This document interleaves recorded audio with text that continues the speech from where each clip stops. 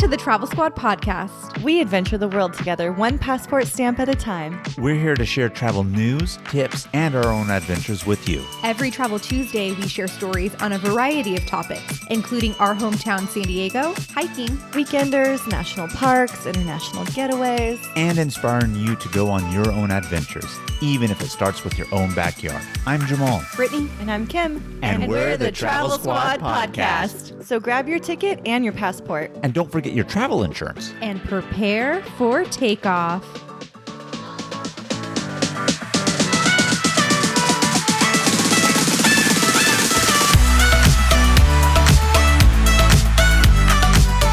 Hello, fellow travelers. Hey, squaddies. Welcome to this week's episode of the Travel Squad podcast. Today, we are bringing you 10 more of the easiest national parks to see without any hiking required. These national parks might have easy hikes, they might not require any hiking at all, and they definitely have some really great sightseeing. You know, I love an easy day, and this is a true easy day in some of these national parks. And I truly do mean that, not like a fake easy day, but these are really wonderful national parks that I'm really excited to tell you about, where you're going to see some of the best sightseeing with minimal effort. Absolutely. And, you know, this episode is kind of like a 2.0 episode from episode 72 that we had, which was no hike national parks.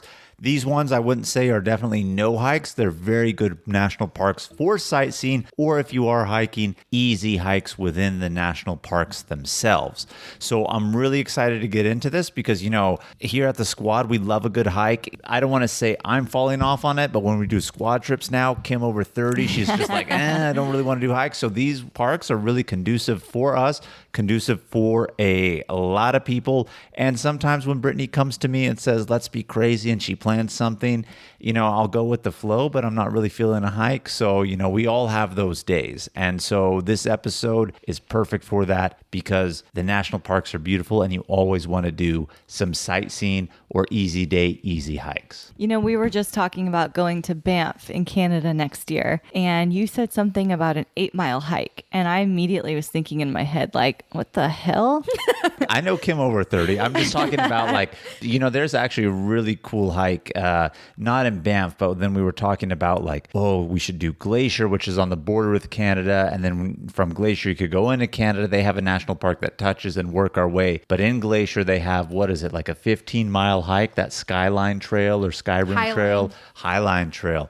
I want to do that, but it's like a trail carved in the mountain, so it's not really like any hiking. So it's a long one, but I think you could do it over 30, Kim. Trails. You know, trails that are mostly flat, I'm here for that. That could have been a park to put in here, but there's a lot of good hiking, so we couldn't. But that is an easy trail for easy hikes within it. Yeah, maybe.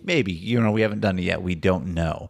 So let's just jump right into it. I mean, normally we start with the tips, but we're going full on in right now because we don't really have any particular tips to give because we're doing a smorgasbord of parks right here, right? We got 10 of them for you, so everything's going to be a little different. So we'll bypass the tip and just go full on it. All right, let's hit it. Number 1 on the list.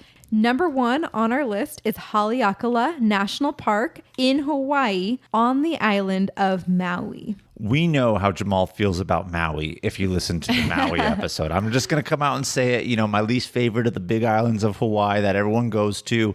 Don't see what all the big fuss is about. However, the exception to that is Haleakala National Park. I absolutely love this one. This is a volcano, summit 10,000 plus feet high. You can go to the top of the summit, need permits though, won't lie, catch an amazing sunrise. So beautiful sightseeing 360 all around the island. And again, perfect for sightseeing and minimal hiking. And if you are doing hiking, easy ones along the summit. Yes. So we actually did this on my birthday in 2021, and you do have to have permits like Jamal said. So you'd go to recreation.gov and you want to be on the site the day that they're released. If you get there on the site late, they may already be sold out. That actually happened to us. And then Jamal was only able to get tickets for a Monday when we were originally planning on going on a Sunday, but it ended up working out because it was my birthday. The reservations are only like $1.50, so super cheap, but you have to have that permit and reservation to enter the park that early. We woke up literally at 3 a.m. We drove an hour and a half because you have to get there about 45 minutes, an hour before sunrise. And you're in Hawaii, so you're thinking beach gear and like summer tropical clothing. But it's so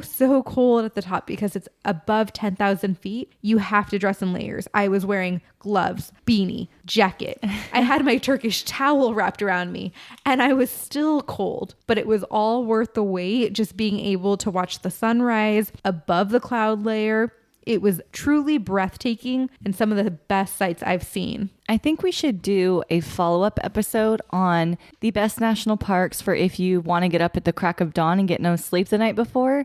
Because there's definitely some you have to be there extremely early in the morning to see the best of it or get in line. That's true. That's very, very true. And a lot of them have great sunrises for that, quite honestly. And this is a really good one here at Haleakala. And even if you aren't able to secure the permits for the sunrise, you do want to go to the top where you would watch the sunrise, because you're at the top of the volcanic summit. And they say that, you know, it's where you're at the summit, when you look down on Haleakala with the colors, it's so red, it's so barren, it looks like Mars, or at least the photos that NASA releases of Mars and everything. So you really do feel like you're on another planet.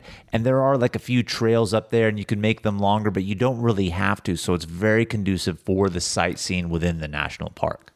So number 2 on our list is Gateway Arch National Park, located in St. Louis, Missouri. Brittany and I took a day trip from Chicago to come out here to go to this national park, but this is very iconic. Everybody knows what the Gateway Arch looks like in St. Louis. It's that very large, tall, silver arch that's just sitting on the bank of the Mississippi River, and it has an amazing history on why it is that they built that arch. St. Louis was known as the gateway to the west, so the arch represents that. And clearly you're in the middle of a city, so there is absolutely no hiking to do, but amazing sightseeing. You're just on the banks of the Mississippi. You could look over and see into Illinois. You have the city of St. Louis around you. You can take the tram all the way to the top and get 360 views of St. Louis from the top of the arch. And this is very conducive for that minimal hiking and just beautiful sightseeing within a national park because it's in the middle of a city. You know, I was like, what are we going to see when we get to the top of the tram? What are we going to see looking out? Because you're walking around St. Louis and everything's kind of flat and you're like, okay, how's it going to be? But when you get to the top and you're looking outside of the windows, looking at St. Louis, the St. Louis skyline and that area is actually very beautiful. They've made it a very beautiful park and it is very scenic. And so really good sightseeing from the top of Gateway Arch National Park. And you can enjoy the museum exhibits. Like Jamal said, we enjoyed the riverboat cruise down the Mississippi River. It's like one of those traditional steamboats. So this is a national park if you're really looking to enjoy the sights with the minimal effort.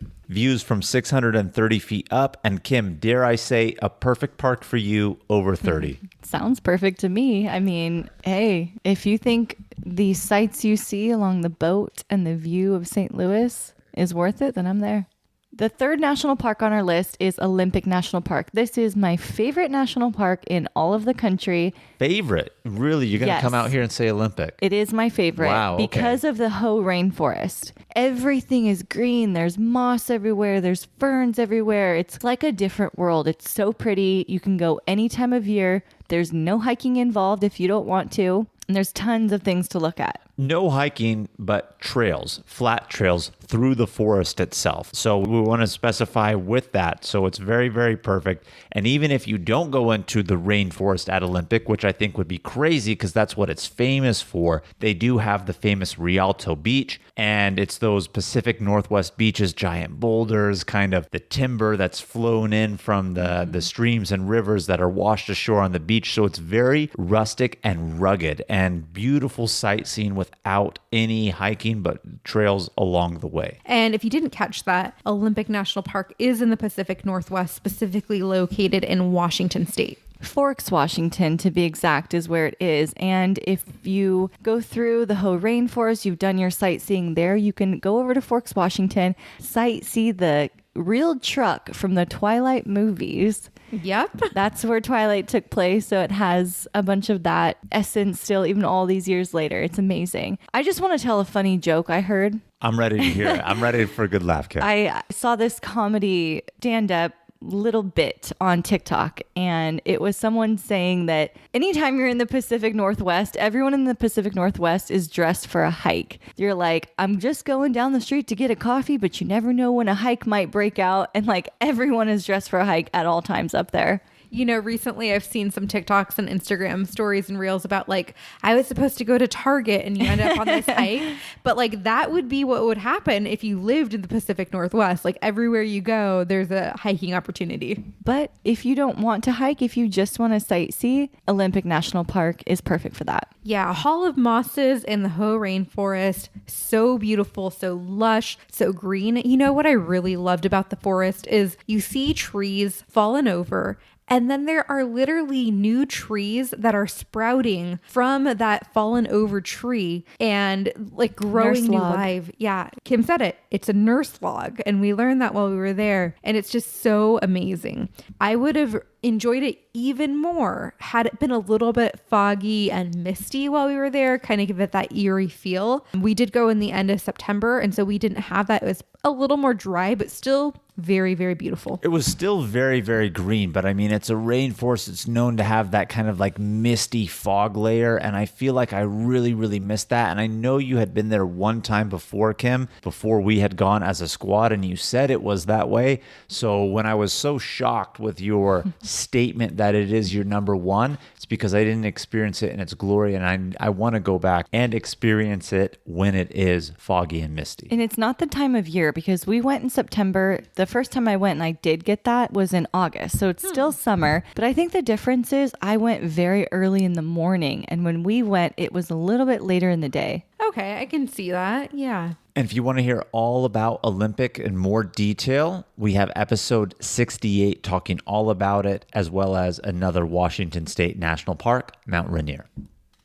So number 4 on our best national parks for sightseeing is Shenandoah National Park, located in the state of Virginia. Yes, I loved Shenandoah National Park when we had gone out here on our trip to Virginia. And one of the things that I really, really appreciated about Shenandoah, and I guess this is more something that people would appreciate if you live on the west coast of the United States, is that when we think of mountains, we have like pine trees and things like that. The mountains and forested areas that are over on the East Coast, they're really not pine trees. They're trees with actual like leaves, and you can see like the fall color change. And granted, we weren't there like at fall, but it was just a completely different mountain landscape than what I was actually used to. And I really enjoyed that aspect of it. As a matter of fact, fun fact, it is the closest national park to our nation's capital, Washington, D.C., only 75 miles away, as a matter of fact. Yeah, so that makes it a great day trip or weekend trip if you're in that area or visiting that area. Shenandoah is a very long, thin national park, and it follows the Blue Ridge Mountains, and it has a ton of like rolling hills, secluded hollows and creeks, forests, all of that. One of the major draws to the park is Skyline Drive, and it runs 105 miles, and it's great for sightseeing. You can look to either side, and there is just fantastic views below. It has 75 different overlooks, perfect for spectacular views of Shenandoah Valley. You mentioned the shape, long and narrow. Just Google Shenandoah National Park outline. It's like crazy when you look at it. Like, I don't even know what I'm looking at because it's so crazy how thin it is from those ridge of the mountains. But you are correct in the point of the major thing to really do when you're at the top is do that drive trail, the 105 plus miles with all the overlooks. It's completely breathtaking because at the ridge, they have a road that follows the whole way through. And if you don't want to drive the 105 miles, you can drive any portion of that and get a ton of different overlooks and enjoy that. So you don't have to commit to the whole Skyline Drive. I really want to go to the Blue Ridge Mountains in the fall. Yeah, it'd be super beautiful. And that's what I was saying. Like when I was originally talking about Shenandoah, like I was just so impressed because I've really never seen a forested or mountain landscape quite like that with the leaves. So I could imagine during fall season with that change of the colors, like it would just be so, so beautiful. Because here in California, like I said, you know, yes, in the foothills, we have trees with leaves and they will kind of like change, but you don't get it like you do in the East Coast. And then again, our mountains are more like pine trees. So nothing's changing on that. That would be really, really beautiful to do that out here at Shenandoah to see the season change. Lucky number 5 on our list is Mammoth Cave National Parks, located in Kentucky. This is conveniently located just about an hour and a half drive from Nashville. So if you're doing a little honky-tonk partying over in Nashville, you can shoot right up and see this park too. That's exactly what we did. We actually wanted to go to Nashville and we're like, what's close by? Mammoth Caves was only an hour and a half drive away. And so we were like, we got to hit up this national park and enjoy the sights to be seen within it. Don't even lie. You know you wanted to go to the national park and just add it on Nashville. Probably true.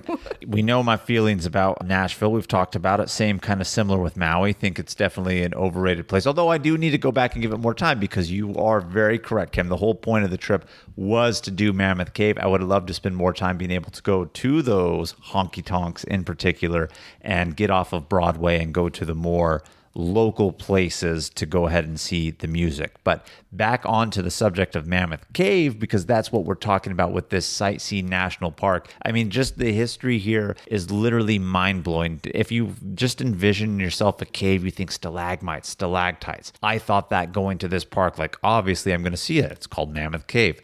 There are absolutely none in there. The reason why is because there isn't even really water that's going through there, dripping through the limestone to create it. It was an old underground river that's carved it out. The history on top of it too is like, I'm just going to say this, and you can go back and listen to our episode talking about it. If it wasn't for this cave, America wouldn't even be a country. And if that doesn't intrigue you to Google it and look more into it, then I don't know what else to say about that. But there's absolutely no hiking. To get in the cave, you have to do ranger guided tours, and it is a very easy breezy walk through that nice, cool cave, and really, really awesome to sightsee and just go on an easy trail. Yeah, I think that to enter the national park itself, there's no fee. But if you want to do the cave tours, there are fees. And depending on the type of cave tour you do, they range from like $8 to $66, depending on the length or what you're doing, because some of them go more remotely into the cave. So we actually did 2 different cave tours. They were awesome. Highly recommend them. And a few weeks ago, we did an episode on UNESCO World Heritage Sites, and we did not mention Mammoth Cave as one, but Mammoth Cave is a UNESCO World Heritage Site. Ah, because of the ties to the U.S. becoming its own country. Exactly. That's very cool. So highly recommend going to this national park. There's a lot of sites to take in with minimal effort. You don't really have to hike. It's just trails and really learning about the history in depth while you're enjoying these ranger guided tours. Number 6 on our list is going to be the Virgin Islands National Park, located specifically on the Virgin Island of St. John. Woo! I loved Virgin Islands National Park, and I loved it for so many reasons. Other than like we talked about Olympic and we saw the beach there, Virgin Islands just takes it out of the park because the whole island has a ton of different beaches. And who doesn't love a nice, easy beach day with pristine blue waters and white sandy beaches? Well, not only that, imagine the sea life that's out there. You have the coral, you have the sea turtles, you have everything. I mean, honestly, everybody knows what the Caribbean is, that crystal clear blue water, the beautiful snorkeling, everything that you can do. And on this one specific island in particular, in the Virgin Islands, they deemed it so that, oh, wow, like this is even more exceptional that it is a national park. So there is a trail that you can do because even though we're talking an island in the Caribbean, it is lush and jungly, but along the coast, you have that white, pristine sand beaches and perfect for that easy, conducive day and not a lot to do other than just soak it all in and see the sights. And beyond the beaches, they have sugar plantation ruins. They have secluded beaches. They have even ancient petroglyphs that are carved into the stone. I'm like, who doesn't love to see ancient things like that? I know they'd get you going, Kim. I'm already going over here. I mean, I don't know of another experience where you're at a national park and you get to snorkel with sea turtles. Oh, that's really cool. And a couple beaches to note here on St. John in the national park. My favorite one was going to be Maho Beach. It is a very long, thin beach, as a matter of fact. But what I really liked about it is this is where we saw the most sea turtles just in their natural element. swimming. You saw little baby sharks that were actually feeding on the algae of the sea turtle shells. We saw a sea turtle chomp on a jellyfish. Cinnamon Bay is another really good beach. Trunk Bay also. So you have a lot of good options for those true easy days, not Brittany Squad easy days, but real easy days.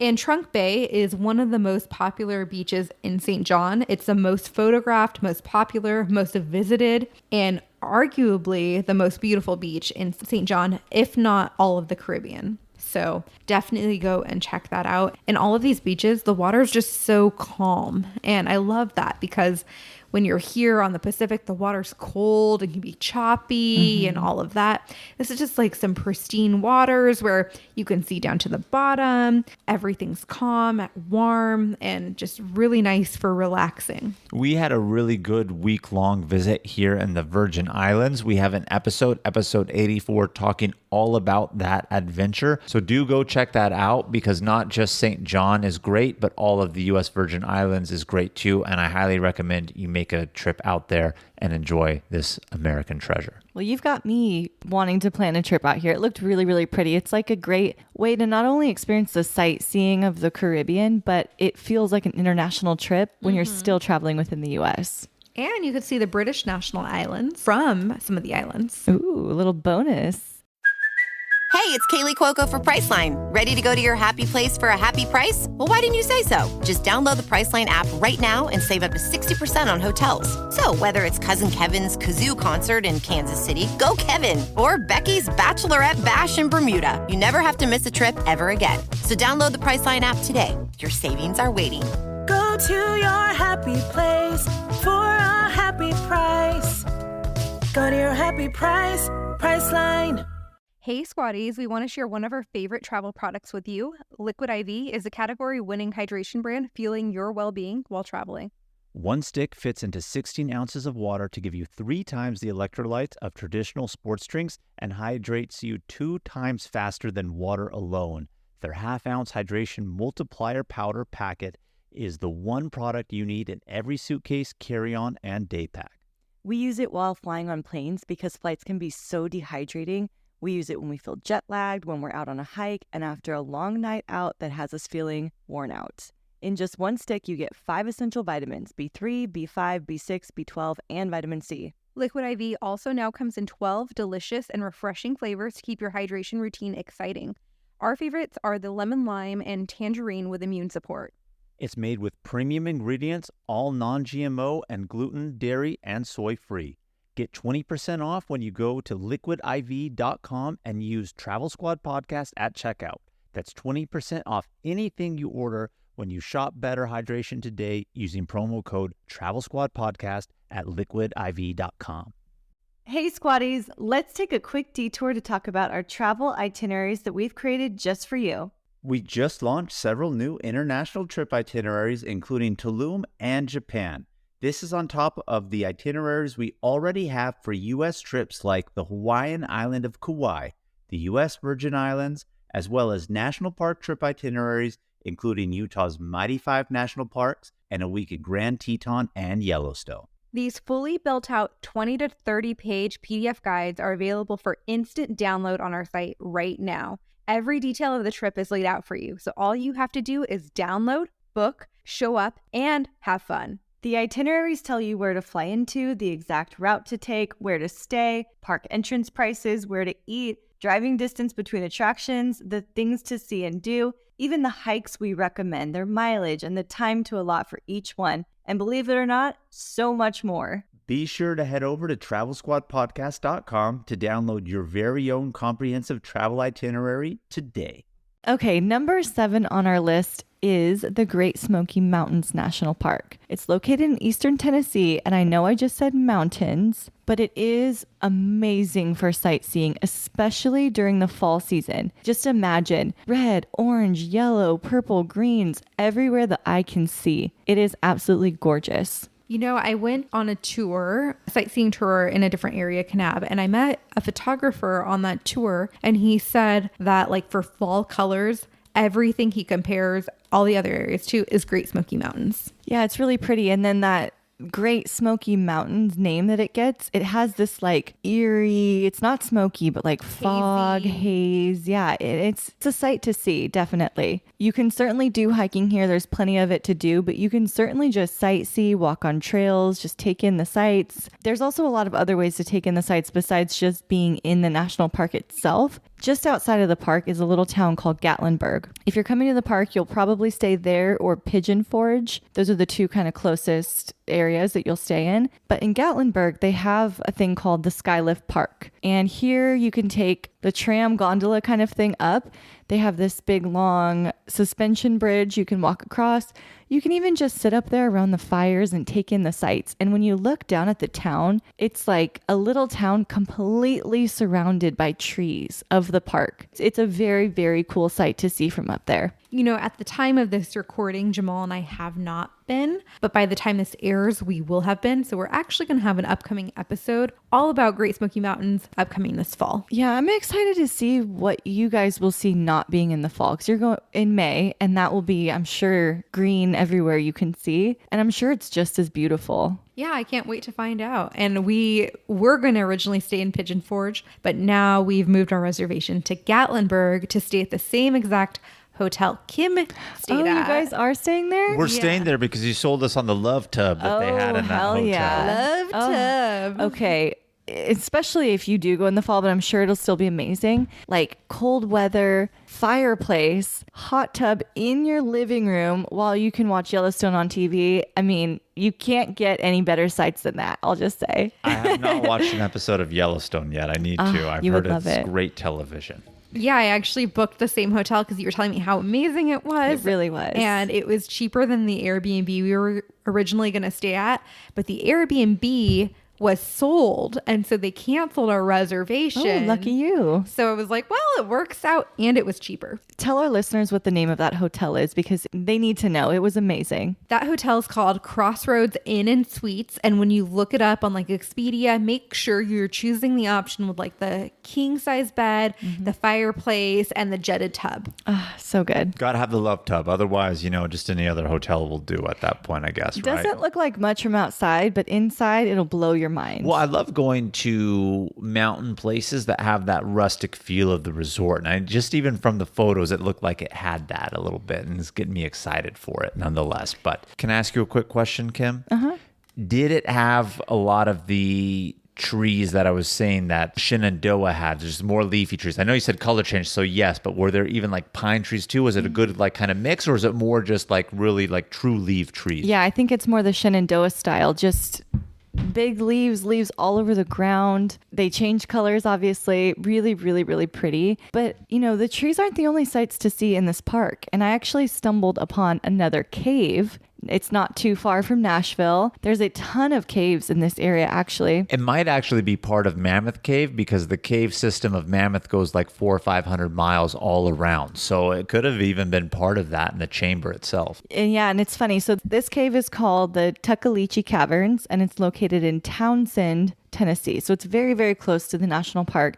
But if you have a chance to go, it's pretty cheap. When I went, I think it was like $22 a person to go in. Very, very cool. Stalagmites, stalactites. It also has a lot of history. It's funny how they created this cave because they saw the success of Carlsbad Caverns. And they were like, oh, we're going to open it up and welcome tourists here too. And so that's how it became the big tourist attraction that it is today. But if you're looking for sites to see without hiking required, I would recommend this cave. Awesome. Well, number 8 on our list is Biscayne National Park, located in Florida, really close to Miami. Yes, and I'll tell you what, there is going to be absolutely zero trails even here. You want to know why? 99% of Biscayne National Park is in the water itself. You're a little off, Jamal. Not 99, 95. 95. Well, I'm over exaggerating, but at the same point, pretty much the same thing, right? The park is pretty much all on water. That's what you're going to want to do. And the reason for the protection of the water, make it a national park, is the amazing, beautiful coral reefs that are in this area. Yeah, so you can definitely go snorkeling, you can go kayaking, paddle boarding, you could take a boat out in Biscayne Bay, but whatever you do, it's a ton of beautiful sightseeing. You're not going to do any hiking like Jamal said, so you love that. And it's a free park to visit. You just have to pay for the activity that you do. Yeah, if you have your own boat, you can go out there and do whatever, but if you don't have a boat, then clearly you need to pay for a tour and somebody to take you out there, which is exactly what Brittany and I did. And I absolutely loved it. I mean, I think anytime snorkeling is great. The coral reef was beautiful. They have manatees in the area. We weren't fortunate enough to see any manatees, so that kind of made me a little bit sad. But so much to do. And, you know, any of the day adventures that you want to do, whether it be the snorkel, paddle boarding, you could just look online. And even though the national park itself doesn't administer these tours, if you go to the national park website for Biscayne, they will take you to all the licensed private companies that offer these tours. So anything you want to do is between $59 to $149 per person for these tours that are either, again, snorkel, paddle board, canoe, anything like that, or a combination thereof. Jamal, I feel like we lied to our listeners a little bit because we said that there are no trails in the national park. However, there is a diving trail that you can take and you'll do some of the best shipwrecks underwater in the park. Well, I mean, it's not hiking. It's a swim trail. different It's a type of little trail. swim trail. I feel like we could do an episode on like water-based or boat swimming-based national parks. Yeah, absolutely. Well, when we were talking about Virgin Islands, we didn't mention it. I guess I'm glad you mentioned it now, Brittany. I think one of the beaches that we mentioned, I think it was Trunk Bay, is it not? They actually have a guided swim trail where they actually have plaques on the sea floor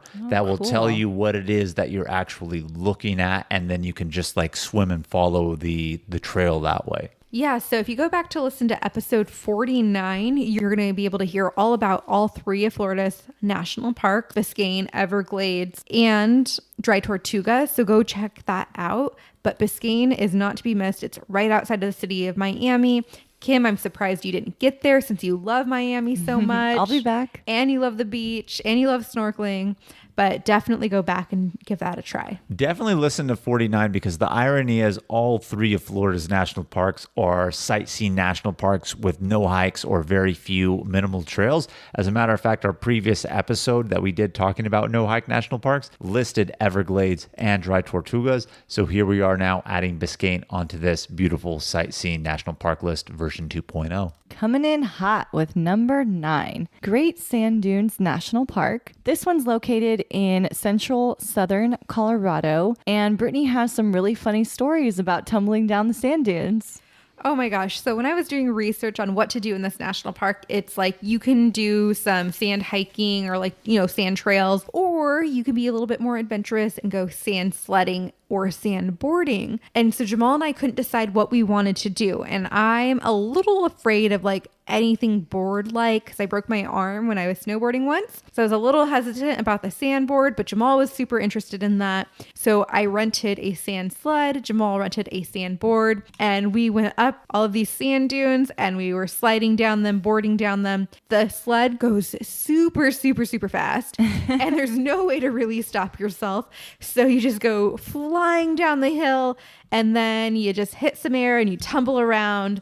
And I remember taking a picture of my face after we did the sand sledding, and my entire face was just caked with sand. It was just so funny. We have a great reel on our Instagram page, and the final scene of that reel is actually Brittany eating shit on the sand sledding portion. She just fell off. I mean, you get so much speed that literally it almost can't even keep up with itself, and she just rolled over and tumbled. But Great Sand Dunes National Park is so interesting to see. I mean, you're in Colorado, you think the Rockies, and you look all around, and yeah, you actually do see mountains. You see snow-capped mountains, and somehow in the middle of them, there's these just giant sand dunes, like where? Out of nowhere, right? So it's really unique and crazy to just see that difference in scenery. I won't lie, if you're going to do the sandboarding or sledding, it does require some hiking to the top of the sand dunes, which is a bitch. I'm going to just admit it. But honestly, you can enjoy this park without doing any of that if you wanted to,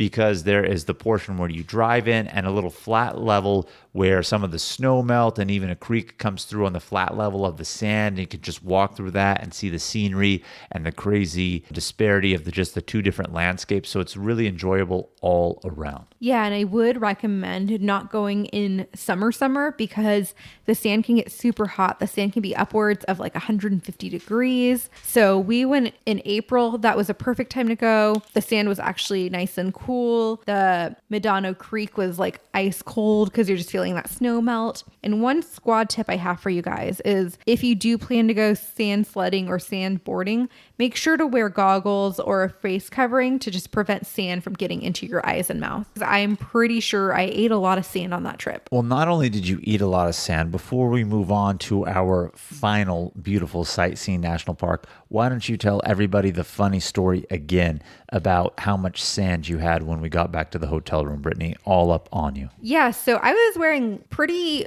snug leggings and I was wearing a long sleeve shirt and a tank top underneath. And so we're going sand boarding and I'm eating shit. And there's definitely like sand getting everywhere, but I don't realize like how much sand is really getting everywhere. So we go back to the hotel. Well, before we went back to the hotel, and I don't mean to jump in, like literally, obviously, we have sand both all over us. We literally did the best shaking we could to get the sand out of us. One, because we don't want to sit on it in the car. Two, nor do we want to track the sand into the car. So we did a whole like beautiful shakedown and we thought we were like, oh yeah, we're good. So we get back to the hotel and I'm about to take off all my clothing. I'm starting to take everything off.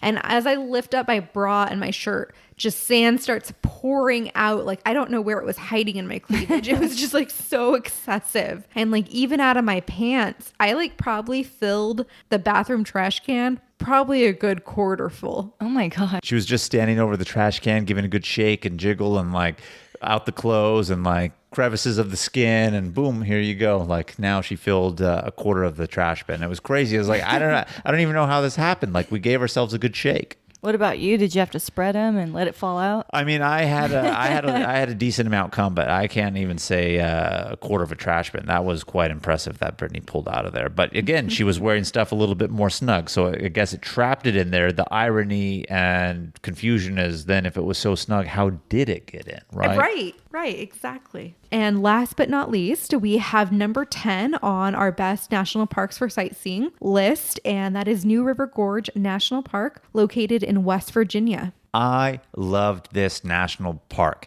And I'm going to be completely honest, there is hiking and things that you can actually do here. If we had more time in this national park when Brittany and I had gone, believe me, Brittany, she would have pulled out a hike. But you hear the name, New River Gorge. There's a river running through it, a nice gorge that is created by that river. And what can you do down that river? Whitewater rafting.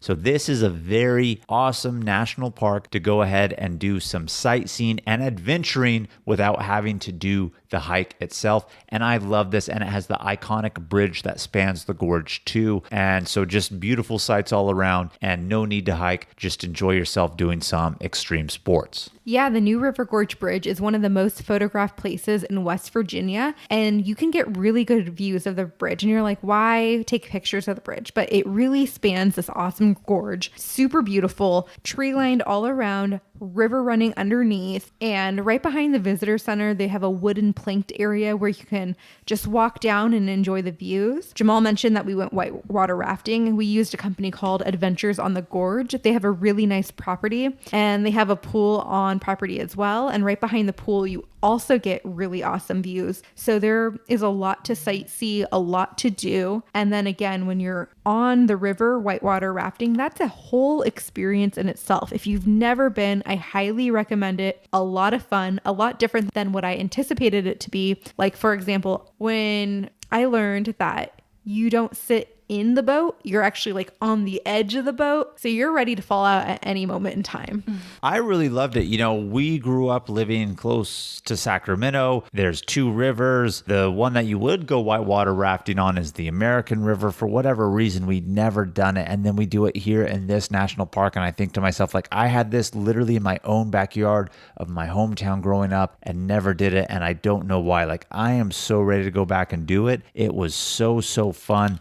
But just just even touching upon like not even the whitewater rafting, you mentioned the bridge. I forgot what time of the year it is. So if you're interested in New River Gorge, and you should be, look into this and see when the time is.